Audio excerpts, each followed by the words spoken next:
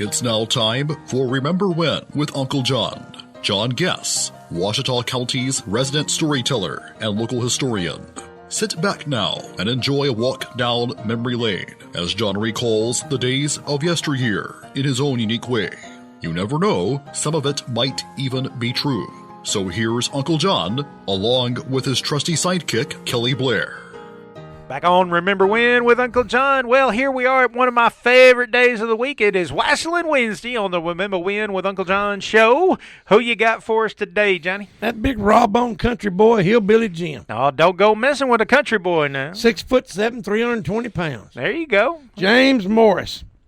Was a DJ, from what I understand, right? Or did he turn into DJ He after turned into a Resident? DJ. He's a DJ now. Oh, gotcha. There Sirius you go. Satellite Radio, the Moonshine Matinee. Oh, I like it. I'm going to have to start. Yeah, you know, he got started. He got started in the Continental Wrestling Association as Harley Davidson. Oh, there you go. Had the biker gimmick, man. You ain't very never cool. seen him? I probably have and didn't realize it was him. Had the black leather pants, you know, and the black leather jacket and the black Harley Davidson So he hat, was the you know. Undertaker before the Undertaker went biking. Yeah, he didn't have no gray hair then, though. I got you. He was Harley Davidson. Nice. And then, you know, he migrated on up to the WWF in 1984 as a friend. You know, he was a friend. He got to know. He met Hogan in the Continental Wrestling Association. There you go.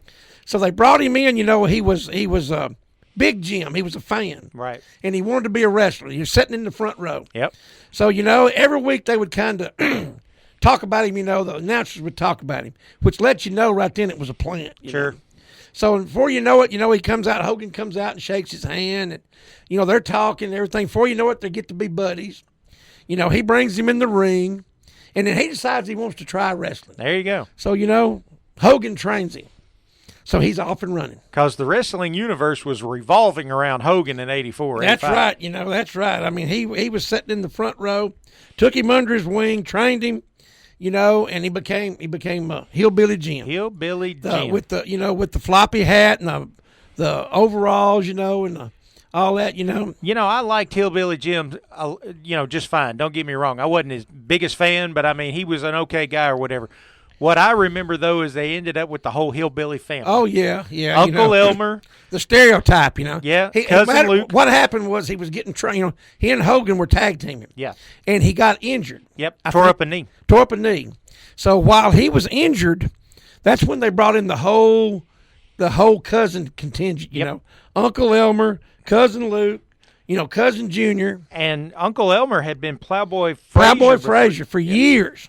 You know, of course, he ended up getting married and got legitimately married. On Saturday night's main event? In the ring, you know, legitimately married.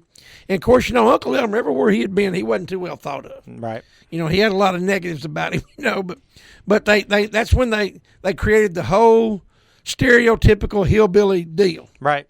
Well, you know, when they had the whole family out there before. You know, when that played out, you know, he became a manager of the Godwin brothers. Yep. Remember Henry O. Godwin? Yep. Hulk. And Phineas I. Godwin? Pig, you know. So, you know, they ran the gamut with, you know, Hillbilly Jim. You know, they went no doubt about it. They went through the whole process of the cousins and the uncle and then, you know, the tag team and all that. Well, and then when they became heels, you know, his run was over, so he kind of drifted away. But, you know, in the ensuing years, he's made a career out of it. He ended up, you know, doing all the Comic-Cons and the autograph, you know, conventions and everything. And the Sirius Satellite people hired him, and he's got a very successful podcast. Well, very cool, because I tell you, I did see him probably, I guess it was one of those Hall of Fame, you know, or Legend Nights or something like that. He looks good. I mean, let's face it, you and I talk about this all the time. A lot of these wrestlers, they go back and you bring them back 20 or 30 years later, and it's like, woof, life has been kind of rough on them. But Hillbilly Jim looked good, man, and looked like he, you know, is living a happy and successful life. And nobody had a bad word to say about him. Nope. Everybody liked him. Even the Monster Heels, you know, talked about what a good guy he was, and you know, he just was thrilled to be able to have that opportunity in life. Somebody like that's it's a success story. I'm glad to hear it. Well, they brought him in so he could face the King Kong Bundys, the Big John Studs. That's what he was for. That's what all he was that kind for. of stuff.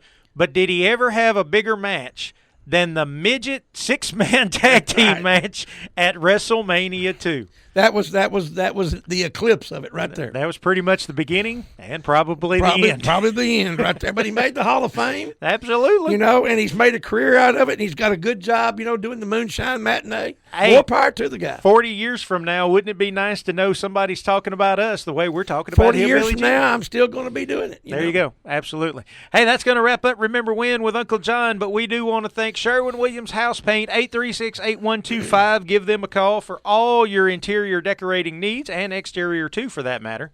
And we got ProMed Ambulance, 1-800-634-0436. Give them good folks a call and get signed up. Absolutely. Don't forget about the Prescott Raceway, 5121 Highway 53 East.